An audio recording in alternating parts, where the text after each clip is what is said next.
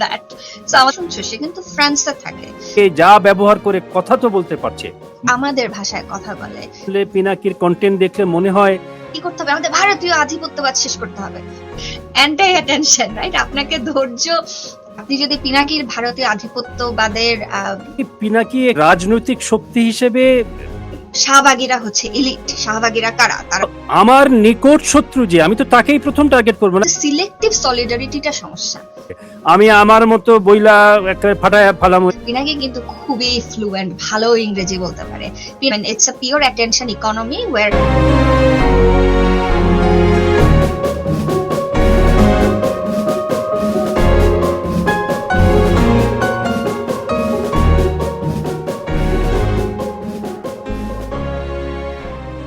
শুধু দর্শক, আমাদের শুভেচ্ছা জানবেন আমন্ত্রণ টিভি মেট্রো মেলের চিটচ্যাট উইথ ইমামের আজকের পর্বে।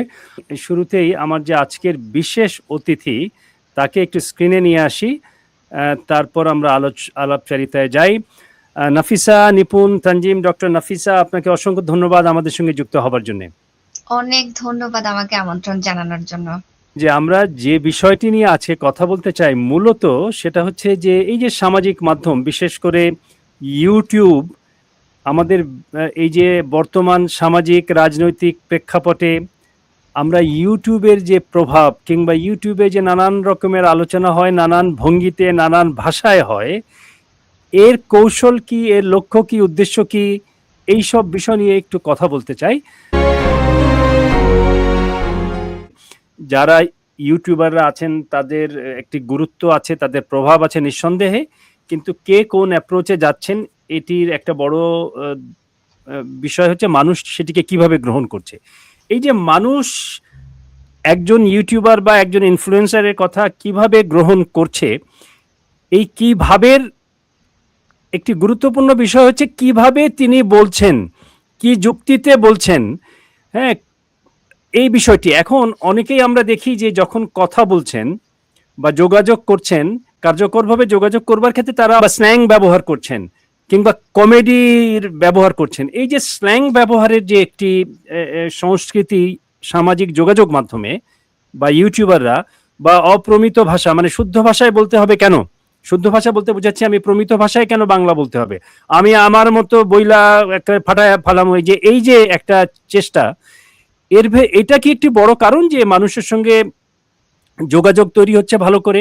এবং আমি যদি একটু সঙ্গে যুক্ত করি যে এই সমস্ত জিনিস স্ল্যাং ব্যবহার করে, কমেডি ব্যবহার করে, অপ্রমিত ভাষা ব্যবহার করে আমাদের রাজনৈতিক কন্টেন্টটাকে কি বিপজ্জনকভাবে জনপ্রিয় করা হচ্ছে?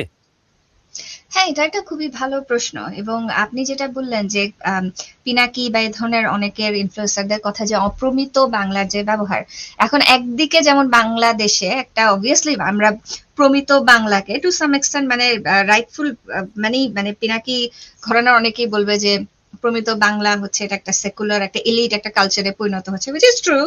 কারণ আমার নিজের বাবা যেমন হচ্ছে একদম রংপুরের অ্যাকসেন্টে কথা বলে, এবং আমি ছোটবেলা থেকে ঢাকায় বড় হয়েছি, এবং আমাদের মাইন্ডসেট আপই ছিল যে আব্বু ভালো করে কথা বলতে পারে না।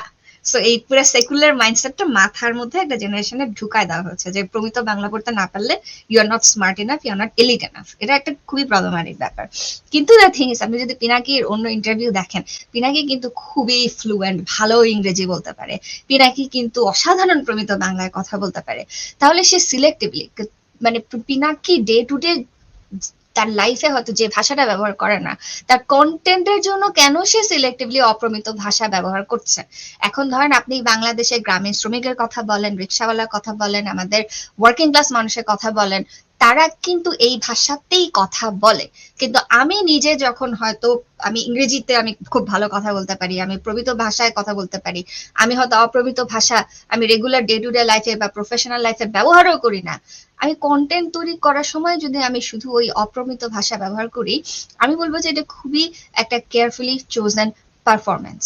It's a performance. এটা কি ভালো না খারাপ? কারণ আমার যদি আমি যাদেরকে লক্ষ্য, যারা আমার লক্ষ্য, অভিষ্ট লক্ষ্যে যেতে চাইলে, যারা আমার টার্গেট গ্রুপ, তারা যদি অপ্রমিত ভাষা মানে বেশি শুনতে চায় বা তার যোগাযোগের ক্ষেত্রে যদি ভালো হয় কমিউনিকেট করতে, সেটি যদি আমি ব্যবহার করি, এটা ভালো না খারাপ?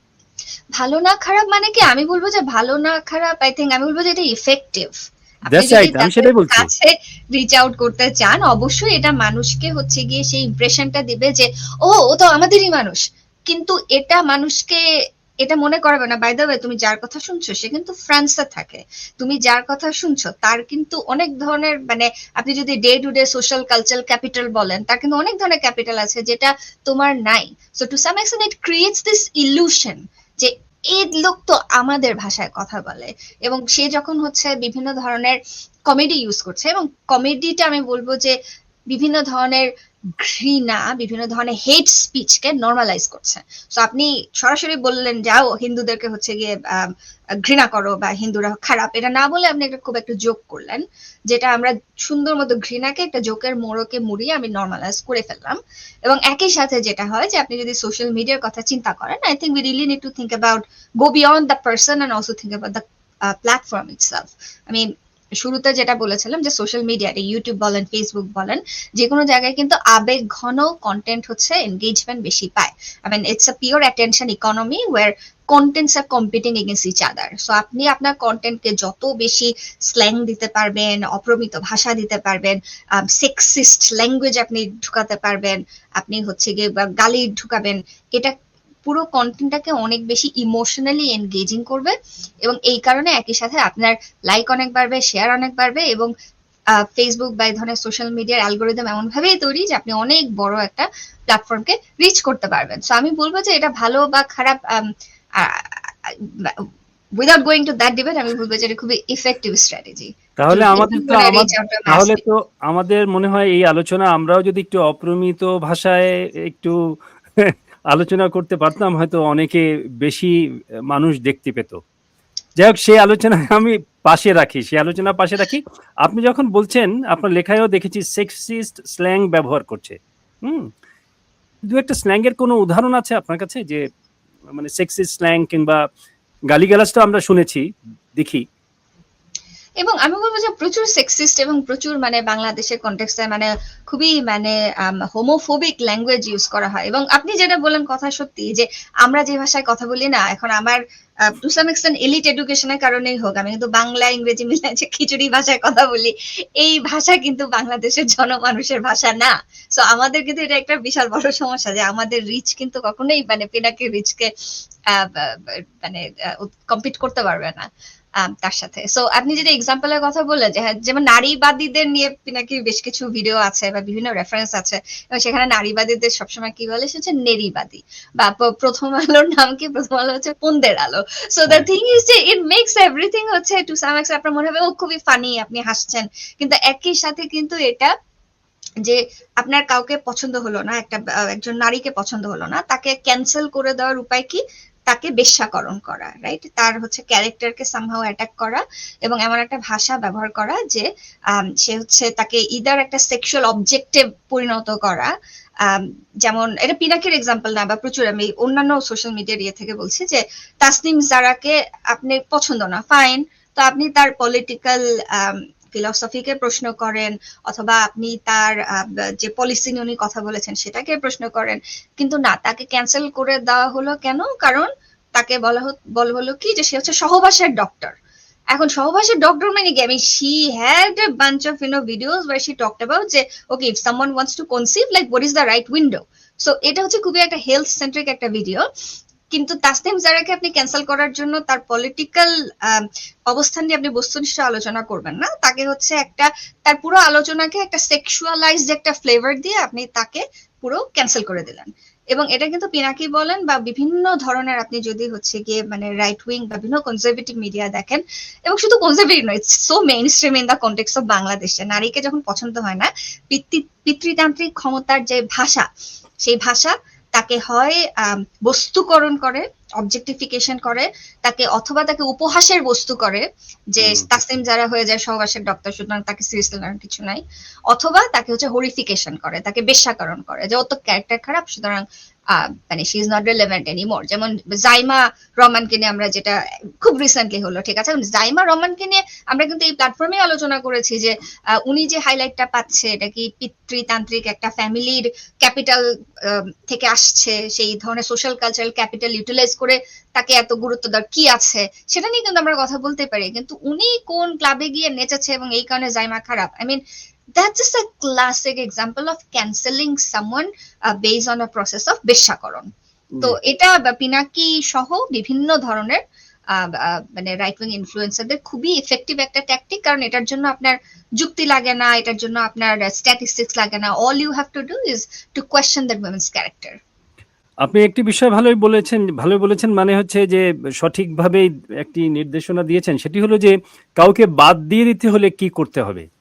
হ্যাঁ, এবং মানে কি করতে হবে মানে এই জনপ্রিয় তথাকথিত জনপ্রিয় অনেক ইউটিউবার কারা কারা করেন আমি নির্দিষ্টভাবে না বলতে পারলে অনেকেই যে করেন, যে তাকে তার নামে একটা তকমা লাগিয়ে দিতে হবে, তার নামে সেক্সিস্ট কোনো একটা ইমেজ হোক কিংবা হোক বলতে হবে, তাকে কি করে বাদ দেয়া যায়। এবং এই যে আপনি এর আগে আদারিংস এর কথা বলছিলেন, যে মানে আমি আমার ভিউ বাড়ানোর জন্যই হোক কিংবা আমার কোনো নির্দিষ্ট অভিষ্ট লক্ষ্য অর্জনের জন্যই হোক, আমার সামনে শত্রুর প্রয়োজন, আমাকে শত্রু তৈরি করতে হবে, আদারিংস তৈরি করতে হবে।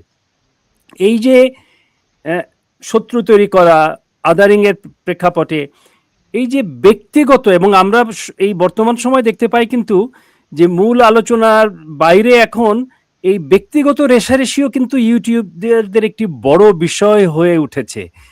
এই ইউটিউবারদের ব্যক্তিগত বিষয়ে রেষারেষি, তারপরে তারা যে কাজটি করছেন যেটি মানে সার্বিকভাবে মানে আমাদের পরিশীলিত সংস্কৃতির বাইরের, এ থেকে মুক্তির উপায় কি দেখেন আপনি? আমার মনে হয় যে মুক্তির উপায় খুঁজতে হলে আমাদের আগে বুঝতে হবে যে তারা এটা দিয়ে কি অ্যাচিভ করার চেষ্টা করছে, এবং আমরা যদি সেটা বুঝতে পারি তখনই আমার মনে হয় যে আমরা একসময় এখান থেকে বেরোতে পারবো। কারণ এই ডিজিটাল সেলিব্রিটির যে অর্থনীতি, যে আপনি অনলাইন প্ল্যাটফর্মে আছেন, আপনি আপনার ফলোয়ারদেরকে এনগেজ করছেন, আপনি সেই এনগেজমেন্টকে মনিটাইজ করছেন, এবং যখন আমি মনিটাইজ করার কথা বলছি, I am not just talking about the income from social media platforms, but obviously like আপনি পিনাকির কথা যদি চিন্তা করেন, মানে এরকম একটা চ্যানেল শুধু একা চালানো যায় না, এটা একটা বিশাল টিম থাকতে হয়, একটা বিশাল বাজেট থাকতে হয়।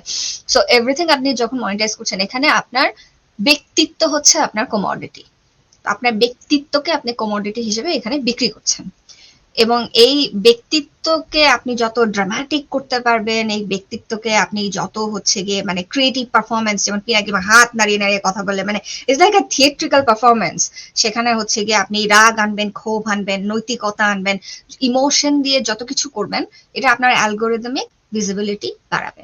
এবং আরেকটা যেটা জিনিস খুবই কার্যকর, আপনি যেটা বলছেন সেটার প্রশ্নে যায় যে শুধুমাত্র থিয়েট্রিক্যাল পারফরমেন্স দিলেই সেটা ইনাফ না, আপনার একটা শত্রু দরকার, আপনার একটা সেলফ দরকার, এবং আপনার একটা আদার দরকার। আমি হচ্ছি সেলফ, বাঙালি পুরুষ হচ্ছে সেলফ, এবং বাঙালি পুরুষ কেন থ্রেটেন্ড, কারণ দ্যার ইজ দিস আদার। সেই আদারটা কে? সেই আদারটা হচ্ছে ভারতীয় আধিপত্যবাদ, সেই আদারটা হচ্ছে আমাদের হিন্দু জনগোষ্ঠী, সেই আদার হচ্ছে একসময় ছিল আওয়ামী লীগ, তারপর মানে ইউনুস গভর্নমেন্টের বিভিন্ন অ্যাক্টরস ইনস্টিটিউশনস, এটা সুবিধা মতো আদার। And by the way, যেমন it's very interesting, I was talking about the selective critique, right? মানে পিনাকি এত বড় বড় ক্যাপিটালের এত ক্রিটিসিজম করে, আর ডেসপারেটলি লুকিং ফর যে জামাতের বিগ ক্যাপিটাল নিয়ে পিনাকি কি বলেছে, কিন্তু জামাতের আন্ডারে যে এত বড় বড় হসপিটাল, ইন্ডাস্ট্রি, মিডিয়া, এবং তাদের যে বিশাল ক্যাপিটাল রিচ, এবং আপনি জাকাত ফান্ড বলেন বা এই ধরনের নিয়ে যে মাদ্রাসা এডুকেশনের সোর্স, তারা যে বিশাল পরিমাণ ক্যাপিটাল বাংলাদেশে মোবিলাইজ করে, সেই ক্যাপিটালের এক্সপ্লয়টেশন নিয়ে কিন্তু পিনাকির কোনো কথা নাই। সো দ্য থিং ইজ, আপনাকে খুব সিলেক্টিভলি আপনার শত্রুটা নির্মাণ করতে হবে, যে আমার শত্রু কে। এবং সেখানে যেমন ব্যক্তিগত আক্রমণ একটা খুবই ইফেক্টিভ একটা পলিসি, কারণ আপনি যখন কাউকে ব্যক্তিগতভাবে ক্যান্সেল করে দিচ্ছেন, আপনি তাকে ট্যাগ দিচ্ছেন, আপনি তাকে শাহবাগী বলছেন, এটা কিন্তু পুরো আলোচনাটা উল্টো দিকে ঘুরিয়ে দিচ্ছে, যে আমার একটা আধিপত্যবাদের সমস্যা আছে, আধিপত্যবাদকে আমি কিভাবে সলভ করব। আধিপত্যবাদ সলভ করা কিন্তু সহজ কোনো ব্যাপার না, রাইট? এটার জন্য অনেক পড়াশোনা লাগে, আপনার নীতি নিয়ে আলোচনা লাগবে, আপনার বাজেট বুঝতে হবে, আপনার শ্রম আইন বুঝতে হবে, ভূমি অধিকার বুঝতে হবে, মিলিটারাইজেশনের কথা বলতে হবে। আপনি কাঠামোগত প্রশ্নের এই ডিপ আলোচনা বাদ দিয়ে আপনি মানুষের অ্যাটেনশনটা ঘুরিয়ে দিলেন কোন দিকে, যে আপনি অন্য একজন আপনার শত্রুর নৈতিকতা নিয়ে প্রশ্ন তুললেন, তার চরিত্র নিয়ে প্রশ্ন তুললেন, তার নামে কোনো গুজব ছড়ালেন বা কোনো একটা ক্লিপিং ভাইরাল করলেন। সো এটা করতে গিয়ে আপনি যেটা করলেন যে ইটস আ ভেরি মানে cheap, very affordable and very effective solution to not have to talk about হচ্ছে আমাদের রাষ্ট্রের বা আমাদের পুঁজির যে কাঠামোগত সমস্যা সেটা নিয়ে আলোচনা না করার। সো আমি কঠিন কাজটা না করে আমি সহজ টার্গেটের দিকে ঘুরিয়ে দিলাম মানুষের অ্যাটেনশন। সেটা হতে পারে আমি যাকে অপছন্দ করি সে, এবং প্রায় যেটা হয় যেটা আমাদের সংখ্যালঘু যে মাইনরিটিস কমিউনিটি, কখনো সেটা হয় নারী, কখনো সেটা হয় ধর্মীয় সংখ্যালঘু, কখনো হয় আমাদের ট্রান্সকুয়ার মানুষ, কখনো হয় আদিবাসী, কখনো হয় শরণার্থী। বাট আমি বলবো যে ব্যক্তিগত রেষারেষি এটা it becomes a very effective and affordable tool to not take accountability এবং to not have to talk about হচ্ছে যে কাঠামোগত স্ট্রাকচারে কাঠামোগত যে ফ্লগ আছে সেগুলা কিভাবে কাজ করা যায় সেটার আলোচনা না গিয়ে আমি সবাইকে একটা মোবিলাইজ করলাম যে একে বয়কট করো, ওকে হচ্ছে গিয়ে ট্রল করো, অথবা ওর বাড়ি পুড়িয়ে দাও, and that's a very easy solution. আপনাকে অসংখ্য ধন্যবাদ ডক্টর নাফিসা নিপুন তানজিম। আমরা ছোট্ট একটি বিজ্ঞাপন বিরতি নিয়ে আবার ফিরছি, আশা করি সঙ্গেই থাকবেন। কানাডা থেকে বাংলা ভাষায় সত্য ও সচেতনতার কথা। The world of not-for-profit. নারীর অংশগ্রহণ, What Bangladesh has done. criminal justice system, সমাজে কি ঘটছে, কেন ঘটছে, আমাদের করণীয়ই বা কি? শিল্পী গড়ে তুলতে হবে আমাদের। একটা বহুপাক্ষিক Late Saturday morning, ছোট্ট একটা যে মানুষ চিন্তা করুক, যে আল্লাহ রসুলের কথা প্রশ্ন করুক, এই সম্পর্কটা উত্তর খুঁজুক। ভারতের প্রতি বাংলাদেশে যা ঘটেছে আসামি এটা কনটেস্ট করেন। ঘাতক দলাল নির্মূল কমিটি। আপনার প্রশ্ন, আপনার মতামত সবই আমাদের আলোচনার that I বিষয়। shouldn't have done as a community member. So what have you done? ধৈর্য ধরা দেন। বিষয়টা আমরা আলোচনা করি। Recognize like that. TV metro mail, আমাদের ইউটিউব সাবস্ক্রাইব করুন, বেল আইকন ক্লিক করে ফেসবুক পেজে লাইক দিয়ে আমাদের সঙ্গে থাকুন। ভালো থাকুন। আপনি কথা প্রসঙ্গে বলছিলেন যে এই যে ফেসবুক বা এই যে ডিজিটাল এই সময়ে এই অ্যালগরিদমের কথা বলছিলেন। আমরা জানি যে সোশ্যাল মিডিয়ায় ধৈর্য বা গভীরতার দিকে তারা কিন্তু মানে একটি ডিফিকাল্ট জিনিস, উত্তেজনাকে তারা প্রশ্রয় দেয়।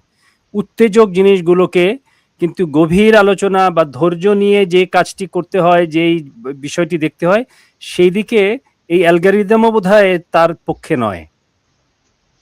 তাই তো? একেবারেই না, একেবারে না। এটা নিয়ে অনেক চমৎকার কাজ আছে HCI ফিল্ডে বা যারা টেকনোলজি স্টাডিজে কাজ করেন তারা খুব চমৎকার করে দেখেছেন যে এখানে একটা প্রযুক্তিগত একটা অর্থনৈতিক নকশা কাজ করে। কারণ সোশ্যাল মিডিয়া তো এটা একটা খুব চমৎকার স্টেটমেন্ট যে আপনি যেটা ফ্রিতে ব্যবহার করছেন, I mean you should know যে কোনো কিছুই ফ্রি না। আর কেউ যদি আপনাকে ফ্রি সার্ভিস দেয়, যেমন ইউটিউব বলেন, ফেসবুক বলেন, তার মানে ওরা আপনাকে বিক্রি করছে, আপনি হচ্ছেন কমোডিটি।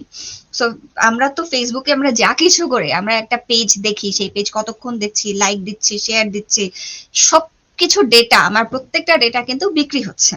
এবং তারা এই বিক্রির ক্ষেত্রে তারা সবচেয়ে যেটা ভ্যালু করে সেটা হচ্ছে অ্যাটেনশন রিটেনশন, অর্থাৎ আপনার অ্যাটেনশনটাকে কিভাবে গ্র্যাব করা যায়। তো সেটাকে কিভাবে গ্র্যাব করা যায় আমি শিওর না, এই 1 ঘন্টার আলোচনা কিন্তু হচ্ছে অ্যান্টি অ্যাটেনশন, রাইট? আপনাকে মানুষ ধৈর্য বা গভীরতাকে না, আপনি যেটা বলছেন যে উত্তেজনাকে প্রশ্রয় দেয়, অর্থাৎ এখানে আপনার শর্ট ভিডিও থাকতে হবে, স্ক্রল করতে হবে, সেখানে অটো প্লেয়ার অপশন থাকতে হবে, কনস্ট্যান্ট নোটিফিকেশন আসবে, যেটা হচ্ছে আপনাকে কন্টিনিউয়াসলি একটা মাইক্রো ডোপামিনের লুপের মধ্যে ফেলবে। এবং এখানে বলবো যে পিনাকির স্ট্র্যাটেজিগুলো কিন্তু খুবই ইন্টারেস্টিং, এবং আমার মনে হয় যে যারা হয়তো প্রোগ্রেসিভ পলিটিক্স করে, there's just so much to learn from it actually, you know. I mean, you can cancel him and also you can kind of understand what he's trying to do and think about using those strategies to basically, you know, promote your own social justice agenda. Pinaki কিভাবে মানুষের attention ধরে রাখে, তার ভিডিওগুলো কিন্তু ওই যে 15 minute 20 minute এরকম। সো দ্য থিং ইজ যে 15 মিনিট 20 মিনিট কিন্তু ইটস নট লাইক 1 ঘন্টার আলোচনা। এবং তার আলোচনা আপনি দেখবেন যে এক নাম্বার ইটস থিয়েট্রিক্যাল পারফরমেন্স, প্রচুর মানে হাত পা নাড়িয়ে মানুষের অ্যাটেনশন। সে প্রচুর হচ্ছে যেটা বললাম যে আপনি বলছিলেন যে অপ্রমিত ভাষা ব্যবহার করছে, তারপরে সে গালি দিচ্ছে, সে বিভিন্ন সেক্সিস্ট ল্যাঙ্গুয়েজ ইউজ করছে, তারপরে আবার সে যে মেইন পয়েন্টগুলো বলছে, পয়েন্টগুলো কিন্তু ব্যাকগ্রাউন্ডে কনস্ট্যান্টলি অ্যানিমেটেড হতে থাকছে, বড় বড় ফন্টে অ্যানিমেটেড ল্যাঙ্গুয়েজ গুলো আসছে। আবার মানে উত্তেজনা, মানুষকে উত্তেজক জিনিসপত্র দিয়ে। সুতরাং এই যে যোগাযোগের যে কার্যকর উপায়, মানে আমরা পিনাকির কথা বলি বা অন্যান্য যাদের কথাই বলি, তারা এই উত্তেজনাকেই প্রশ্রয় দিচ্ছেন পক্ষান্তরে। কারণ তারা জানেন এই উত্তেজনাকে আমি প্রশ্রয় দিলেই আমাকে বেশি মানুষ শুনবে, বেশি মানুষ দেখবে, যেটাই তাদের লক্ষ্য হয় বা সেই লক্ষ্য অর্জনটা সহজ হবে। এক্স্যাক্টলি। এখন প্রশ্ন হলো যে আপনি বলছিলেন যে প্রগতিশীল শক্তিগুলো পিনাকি বা এদের কাছ থেকে কিছু শেখার আছে। এখন এই যে ইউটিউবার বলেন বা এই জনপ্রিয় যারা যাদেরকে বেশি শোনে বা দেখে, এরা আমাদের গণতন্ত্রের জন্য হুমকি নাকি গণতন্ত্রের এক নতুন রূপ এটি? যে যেখান থেকে যেভাবে যেই আঙ্গিকে যা ব্যবহার করে কথা তো বলতে পারছে, মানুষের সঙ্গে তো সংযোগ রাখতে পারছে, এটি কি আমাদের হ্যাঁ জি বলবো যে এটা একই সাথে মানে সোশ্যাল মিডিয়া এমন একটা প্ল্যাটফর্ম, এটা একই সাথে হুমকি হতে পারে এবং একই সাথে এটা হচ্ছে গণতান্ত্রিক আলোচনা সমালোচনার একটা ক্ষেত্র হতে পারে। এটা কখন হুমকি হবে? যখন আমি হয়তো মুখে বলছি আমি জনগণের কথা বলছি, কিন্তু সেই জনগণের কথা বলতে গিয়ে আমি বেসিক্যালি হেট স্পিচকে প্রমোট করছি, আমি একটা পার্টিকুলার জনগোষ্ঠীর এগেনস্টে মানুষকে মোবিলাইজ করছি, আমি ব্যক্তিগত আক্রমণ করছি, অথবা আমার নিজের পলিটিক্যাল পারপাস আমি সার্ভ করছি। আমি যদি এই ধরনের প্র্যাকটিস গুলো করি যেখানে ঘৃণা, ষড়যন্ত্র, মব জাস্টিসের দিকে আমি মানুষকে চালিত করছি, তাহলে সোশ্যাল মিডিয়া কিন্তু it won't end up in being a democratising space, বরং এটা হচ্ছে ওই অথরিটেরিয়ান অথবা হচ্ছে ওই অলিগার্কিক একটা রেজিমকেই প্রমোট করবে। কিন্তু একই সাথে আমি বলবো যে স্পেশালি আমি যদি গ্লোবাল কনটেক্সটে সোশ্যাল মিডিয়ার অনেক ভালো পসিবিলিটিও আছে। যেমন জুলাই আপরাইজিং এর সময় আমাদের মানে সাধারণ স্টুডেন্টরা, আমি কোনো মানে পলিটিক্যাল পার্টির সাথে অনেকদিন থেকে অ্যালাইড এরকম না, একদম সাধারণ স্টুডেন্টরা যে ক্রিয়েটিভ ভাবে বিভিন্ন প্ল্যাটফর্ম ইউজ করলো, যে সিগন্যাল চ্যাট তারা ব্যবহার করলো যাতে করে পুলিশ হচ্ছে তাদেরকে ওভারসি করতে না পারে, তারা অনলাইনে বিভিন্ন ধরনের ট্যাকটিক, আচ্ছা কিভাবে পিয়ার টু পিয়ার কমিউনিকেশন করলে আমরা হচ্ছে গিয়ে সার্ভেলেন্স অ্যাভয়েড করতে পারবো, ইন্টারনেট না থাকলে তুমি কিভাবে কানেকশন পাবা, বা এই ধরনের যে জিনিসগুলো, বা গ্লোবালি যদি দেখি যে প্যালেস্টিনিয়ান সলিডারিটি নিয়ে যে মোবিলাইজেশন হচ্ছে, এটা কিন্তু সোশ্যাল মিডিয়া ডেমোক্রেটিক পোটেনশিয়ালি মানুষ, আমি বলবো যে এটা টু সাম এক্সটেন্ট সাবভার্ট করে ইউজ করেছে। কারণ সোশ্যাল মিডিয়া তো তৈরি হয় নাই একেবারে সমাজ বদলে দেওয়ার জন্য, সোশ্যাল মিডিয়া তৈরি হচ্ছে যে বড় কিছু corporation they want to make money out of it. এই কারণে সোশ্যাল মিডিয়ার উদ্দেশ্য না সমাজ পরিবর্তন করা, বাট আমি বলবো যে এটার পসিবিলিটি আছে।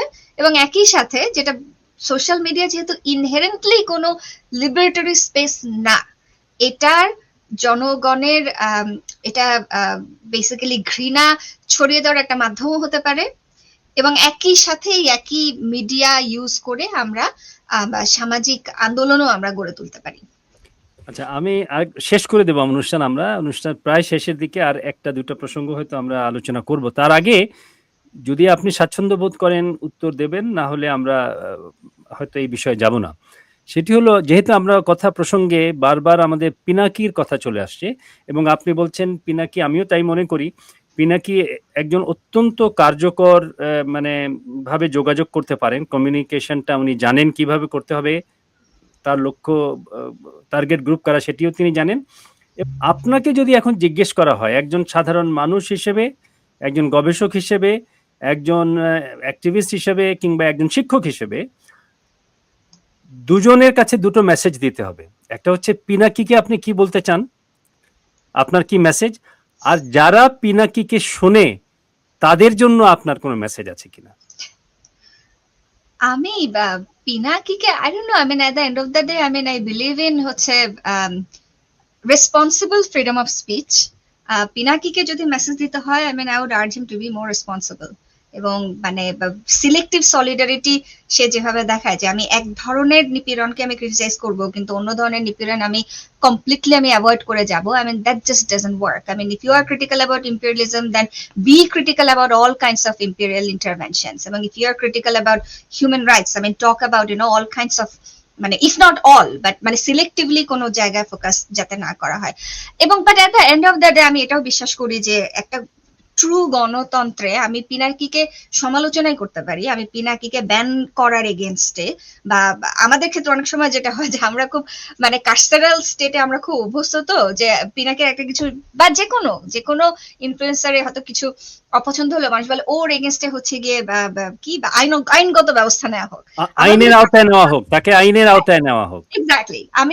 আমি কথা বলার জন্য কাউকে আইনের আওতায় নেওয়ার বিরুদ্ধে, শুধুমাত্র কথা বলার জন্য মানে একেবারে সে যদি ডিরেক্টলি মানে কাউকে হয়তো মেরে ফেলার হুমকি দিচ্ছে বা ডিরেক্টলি বডিলি হার্মের হুমকি দিচ্ছে, এরকম যদি না হয়, আমি কথা বলার জন্য আমি যে কাউকে আইনের আওতানার এগেনস্টে আমার মেসেজ যেটা থাকবে সাধারণ মানুষের কাছে, it's not just message, I think we really need to think about, মানে আমি যেহেতু একজন এডুকেটর, আমি সেই পার্সপেক্টিভ থেকে বলবো যে আমাদের একটা সমস্যা হচ্ছে যে আমরা সবসময় সিস্টেম অ্যানালিসিস করি, তো মানে মানুষকে না আসলে শুধু বলে হয় না। এখন মানুষকে বললে আমি হয়তো বলবো যে হ্যাঁ আপনি অবশ্যই যখন কিনা যে কোনো কন্টেন্টই আপনি যখন শুনছেন, কেউ যদি শুধু রেফারেন্স দেয়, অনেক স্ক্রিনশট দিচ্ছে, অনেক সোর্স সাইট করছে, এটা দেখে আপনি যদি ভাবেন যে ও তো অনেক রেফারেন্স দেয়, যেমন আমি প্রচুর এরকম মানুষই শুনেছি পিনাকি তো রেফারেন্স দিয়ে কথা বলে, অথবা জাকির নায়েক তো অনেক সোর্স সাইট করে করে কথা বলে।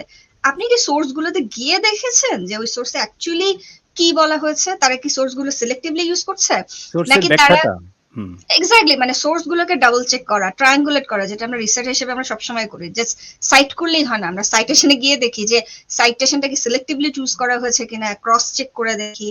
তারপরে আরেকটা যেটা যে আপনার যখন শত্রু নির্মাণ একটা টেস্ট আপনি হয়তো করতে পারেন, যে আপনাকে যে শত্রু হিসেবে দেখাচ্ছে, ওটাই বললাম যে সেই শত্রুটা কি আপনি সিলেক্টিভলি দেখাচ্ছে, মানে হ্যাঁ ঠিক আছে ভারতীয় আধিপত্যবাদ is a problem, what do you do about this? এটার সলিউশন কি কালকে গিয়ে হচ্ছে আরেকজনের বাসা আক্রমণ করা, নাকি এটার সলিউশন হচ্ছে যে একটা গঠনমূলক সমালোচনা, যে আমাদের স্টেট পলিসি এরকম হতে হবে, আমাদের ট্যাক্সেশন পলিসি এরকম করতে হবে, আমাদের ইন্ডাস্ট্রিগুলোকে প্রোটেক্ট করতে হবে? সমাধান, গঠনমূলক সমাধান দিচ্ছে, নাকি আপনার আবেগকে ম্যানিপুলেট করছে, আপনার আবেগকে ম্যানিপুলেট করে রাগ, ঘৃণা, ভয় এগুলোকে হচ্ছে গিয়ে ইনস্টিগেট করে দিচ্ছে? আমি একটা যেটা বললাম যে ইন্ডিয়ার প্রবলেমটা কি, যেটা বললাম যে ভারতীয় আধিপত্যবাদ ইজ রিয়েল, এবং অ্যাজ এ স্কলার অফ হচ্ছে ডিকলোনিয়ালিটি উই অলওয়েজ টক অ্যাবাউট, মানে আমার নিজের কাজ বা আমার নিজের ক্লাসে আমি যখন পড়াই, মানে we talk about Indian imperialism, কিন্তু সেই ইম্পেরিয়ালিজমটা যখন স্লাইড করে যে অমুক দেশ আমার দেশ, গোষ্ঠী আমার দেশ চালাচ্ছে, তখন কিন্তু এটা এট the end of the day এটা আর আধিপত্যবাদে আলোচনাটা থাকে না, আলোচনাটা টার্গেটেড হয়ে যায় একটা জাতিগত বা ধর্মীয় শত্রুতে, হুইচ ইজ ভেরি প্রবলেম্যাটিক। এবং এই ধরনের যে হাই ড্রামা যে জাতীয় ইস্যুগুলা তৈরি করে এরা, যে ক্ষমতার দ্বন্দ্ব, ষড়যন্ত্র, ব্যক্তিগত কেলেঙ্কারি, এগুলোতে ফোকাস করতে গিয়ে হয় কি যে আমরা আমাদের যে গ্রাউন্ডের যে সমস্যা, আমাদের দেশের ভূমি অধিকারের অবস্থা কি, আমাদের পরিবেশ নীতির অবস্থা কি, বন উচ্ছেদ হচ্ছে, পাহাড়ি অঞ্চলের সামরিকীকরণ, আমরা কিন্তু এইসব ধীর বিষয় নিয়ে আমরা কথা বলি না, ধীর বিষয়গুলা কিন্তু ভাইরাল হয় না। এবং এটা যে নিতে হয় কাদেরকে, যে পাহাড়ের সামরিকীকরণ নিয়ে আমরা যখন কথা বলবো না, আমাদের আদিবাসী কমিউনিটি ক্ষতিগ্রস্ত হবে। আমি যখন হচ্ছে গিয়ে যে নারী অধিকার সংস্কার কমিশনের রিপোর্ট নিয়ে যে বিশাল ব্যাকল্যাশ হলো, আমি যখন এটা নিয়ে কথা বলবো না, কে ক্ষতিগ্রস্ত হবে? নারীরা ক্ষতিগ্রস্ত হবে। সো প্রবলেম হচ্ছে যে এই ধরনের মানে পপুলিস্ট রিটরিকের বলি ইভেন্চুয়ালি হয় হচ্ছে আমাদের বিভিন্ন ধরনের মাইনরিটাইজ কমিউনিটিজ। অসংখ্য ধন্যবাদ। আমি শেষ প্রসঙ্গ ছোট করে যদি বলেন তারপরে আমরা শেষ করে দিই, কারণ এই বিষয় নিয়ে নানান প্রেক্ষাপটে নানান দিক থেকে আরো আলোচনা হতে পারে। এই যে আমরা একটি বিষয় বুঝলাম যে সামাজিক যোগাযোগ মাধ্যম কিংবা যে ইউটিউব বলি বা অন্য প্ল্যাটফর্ম বলি, সেখানে যদি একজন কার্যকরভাবে যোগাযোগ করতে পারেন, তার যদি নির্দিষ্ট লক্ষ্য থাকে, তিনি সেটি কার্যকরভাবে করতে পারেন, সেই উপায় আছে।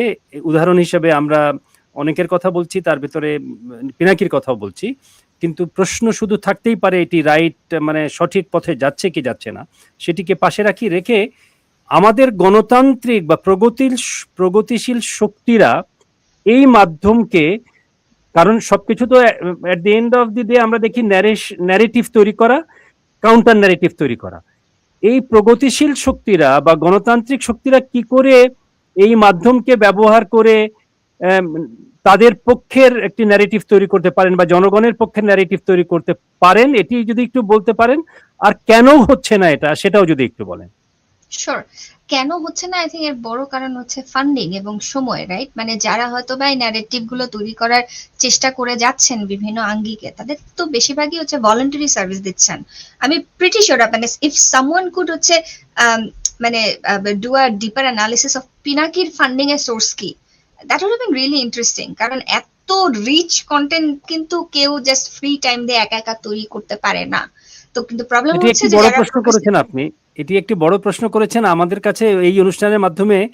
পিনাকির কাছে এই প্রশ্নটি আমি ব্যক্তিগতভাবে রাখতে চাই যে আপনি যে কন্টেন্ট তৈরি করেন নিঃসন্দেহে এটি খুবই শক্তিশালী কন্টেন্ট নানান দিক থেকে বিবেচনা করলে। এই রকমের শক্তিশালী স্ট্রং কন্টেন্ট তৈরি করার পেছনে যেই এফর্ট প্রয়োজন, যেই এনার্জি প্রয়োজন, যেই অর্থের প্রয়োজন, সেই অর্থ কোত্থেকে আসে এটিও বোধহয় আমাদের জানবার প্রয়োজন আছে। আশা করি তিনি তার কোনো একটি এপিসোডে এ বিষয়ে একটু কথা বলবেন। রাইট, আমারও প্রশ্ন, আমি যে আপনি যেটা প্রশ্ন করছিলেন পিনাকির প্রতি প্রশ্নকে, I am really interested in hearing. কারণ হচ্ছে হয়তো আমি নিজেও হচ্ছে কিছু গ্রাসরুট অর্গানাইজেশনের সাথে আমরা কাজ আরম্ভ করেছিলাম, এবং তারপরে দেখা গেল আমাদের সবারই তো ফুল টাইম চাকরি আছে, আমরা তো ফুল টাইম কন্টেন্ট তৈরি করতে পারি না। সো ভলান্টারি লেবার দিয়ে কিন্তু আমরা ওই লেভেলের কন্টেন্ট, ওই কোয়ালিটির কন্টেন্ট আমরা তৈরি করতে পারছি না। এবং সোশ্যাল মিডিয়ার অ্যালগোরিদমিক যে ব্যাপারটা, সেই কারণে আমাদের কন্টেন্ট গুলো কিন্তু আসলে পিনাকি টাইপের কন্টেন্টের সাথে কখনোই কম্পিট করতে পারছে না। তো এখন তাহলে আমরা কি করতে পারি? এক হচ্ছে যে আসলে ফান্ডিং নিয়ে যে কি করা যায় আমি নিজেও জানি না, মানে I am really trying to figure that out. But যারা হয়তো বা তৈরি করছেন তারা যেটা চেষ্টা করতে পারেন যে আরো বেশি বেশি করে, আমি যেটা বলবো যে গ্লোবালি স্পিকিং যে প্যালেস্টিনিয়ান সলিডারিটি অর্গানাইজেশন আমি খুব কাছ থেকে দেখেছি, এবং এটা দেখে আমার যেটা মনে হয়েছে যে বাংলাদেশের প্রেক্ষাপটেও যে শ্রমিকের অধিকার, নারীর অধিকার, বা ভূমির উচ্ছেদ, বা পার্বত্য অঞ্চলের মিলিটারাইজেশন বলেন, আমাদের যে ক্লাইমেট চেঞ্জ হচ্ছে, এগুলো নিয়ে কিন্তু খুব মানবিক কাহিনী অথবা তথ্যচিত্র বা ডেটা ভিজুয়ালাইজেশন দিয়ে কিন্তু স্টোরিগুলা বলা যায়। এবং আমার মনে হয় এটা নিয়ে আমাদের স্টোরি টেলিং নিয়ে কিছু কাজ হওয়া উচিত, কারণ মানুষ কিন্তু গল্প শুনতে ভালোবাসে, এবং পিনাকি কিন্তু খুবই খুবই মানে উন্নত মানের স্টোরি টেলার। যেটা বললাম যে থিয়েট্রিক্যাল পারফরমেন্স দিয়ে হোক, একটা শত্রু তৈরি করে হোক, হাত পা নেড়ে হোক, নিজেকে হচ্ছে গিয়ে জনগণপন্থী হিসেবে মানে প্রেজেন্ট করে হোক, একটা শরীরী আবেগী উপস্থিতি দিয়ে, রাজনৈতিক থিয়েটার দিয়ে হোক, মানে he creates really good content. The thing is যে how can we actually, those of us who are coming from to some extent very, আমি নিজেকে একজন হয়তো মানে একাডেমিক স্কলার, বামপন্থী পলিটিক্স দিয়ে অনুপ্রাণিত, অ্যান্টি ইম্পেরিয়ালিস্ট ডিকলোনিয়াল স্কলার হিসেবে আমি সিচুয়েট করবো। সো আমরা আমাদের অ্যাঙ্গেল থেকে আমরা কিভাবে এই গল্পগুলো বলতে পারি এটা ফিগার আউট করতে হবে। একদিকে যেমন আমাদের আমি স্টিল বলবো যে লং অ্যানালিসিস এর দরকার আছে, কারণ আপনি যদি বই না পড়েন, আপনি যদি একটা স্কলারলি আর্টিকেল না পড়েন, আমি তো ইউনিভার্সিটিতেও পড়াই, আমাদের বাচ্চাদেরকে না শেখাতে হবে যে কিভাবে ধৈর্য ধরতে হয়, মানে ধৈর্য ধরে একটা জিনিস কন্টেন্ট পুরাটা পড়তে হয়। আমার ক্লাসরুমে পড়াতে গেলে উই স্ট্রাগল যে বাচ্চারা অ্যাটেনশন রাখতে পারে না। একটা 10 পেজের রিডিং পড়তে দিলে, মানে আমি আমেরিকার কনটেক্সটে বলছি, আমার বাংলাদেশেও পড়ানোর এক্সপিরিয়েন্স আছে, ওভারঅল তাই ওভারঅল তারা একটু মানে লম্বা লেকচার দিলে তারা অ্যাটেনশন হারায় ফেলছে, তারা একটা লম্বা রিডিং দিলে পড়তে পারছে না। We need to address that. আমাদের শুধু বিকল্প কন্টেন্ট তৈরি করলাম, that doesn't necessarily solve the problem যে আমরা একটা ঘটনার ডিপে গিয়ে বোঝার ক্ষমতা হারায় ফেলছি। আবার অ্যাট দ্য সেম টাইম যে গভীরতা, আমি যখন বলছি একটা ঘটনার ডিপে গিয়ে অ্যানালিসিস করা, গভীরতা মানে কিন্তু লম্বা ভিডিও না। যেমন আমার নিজের ক্লাসে ভক্স, আল জাজিরা, ভাইস, এদের অনেক ছোট ছোট ক্লিপ ইউজ করি, যেগুলো হয়তো 10 মিনিট 12 মিনিট, যেখানে আপনি ছোট ছোট শর্ট ক্লিপের মধ্যেই অনেক ইনফো প্যাক করে ঢুকাতে পারবেন, বিভিন্ন ধরনের হয়তো সিরিজ তৈরি করতে পারবেন, বিভিন্ন ধরনের লাইভ কিউ&এ করতে পারবেন, আস্তে আস্তে আস্তে আস্তে জটিলতাকে স্ক্যাপল করতে পারবেন। ইনস্টাগ্রাম, টিকটকে এ ধরনের অনেক মেটেরিয়াল আসছে। পডকাস্ট হচ্ছে খুব ভালো একটা পসিবিলিটি অফার করে, কারণ পডকাস্টে যেটা হয় কি, প্রচুর মানুষ কিন্তু এখন হয়তো কাজের কারণে কমিউট করে, আপনি বাসে যাচ্ছেন অথবা আপনি কোথাও যাচ্ছেন, ড্রাইভ করছেন, আপনি কানে দিয়ে আপনি শুনলেন। Podcast offers another possibility. এবং আমার মনে হয় যে যারা হয়তো প্রগতিশীল এবং গণতান্ত্রিক শক্তি, এই ধরনের ন্যারেটিভ গুলো তারা চিন্তা করে দেখতে পারে। আরেকটা যেটা খুব ইম্পর্টেন্ট, যে আমাদের মনে হয় যে উই নো লঙ্গার নিড হচ্ছে এনি স্টার ইনফ্লুয়েন্সিয়াল, রাইট? মানে পিনাকিকে কিন্তু আরেকটা লেফট উইং পিনাকি দিয়ে অপোজ করার বদলে আই থিঙ্ক এটা অনেক বেশি শক্তিশালী হবে যদি আমাদের যে বিভিন্ন ধরনের গণতান্ত্রিক মুভমেন্ট গুলো আছে না, যে শ্রমিক মুভমেন্ট, নারী মুভমেন্ট, আদিবাসীদের মুভমেন্ট, আইনজীবী, গবেষক যারা আছেন, তারা যদি সম্মিলিত নেটওয়ার্ক তৈরি করে বিভিন্ন ধরনের কন্টেন্ট তৈরি করতে পারেন, that probably would be much more effective than হচ্ছে ক্রিয়েটিং দিস, মানে I really don't want হচ্ছে another like left wing content creator and then people would just start repeating that person's talking points. We don't need that.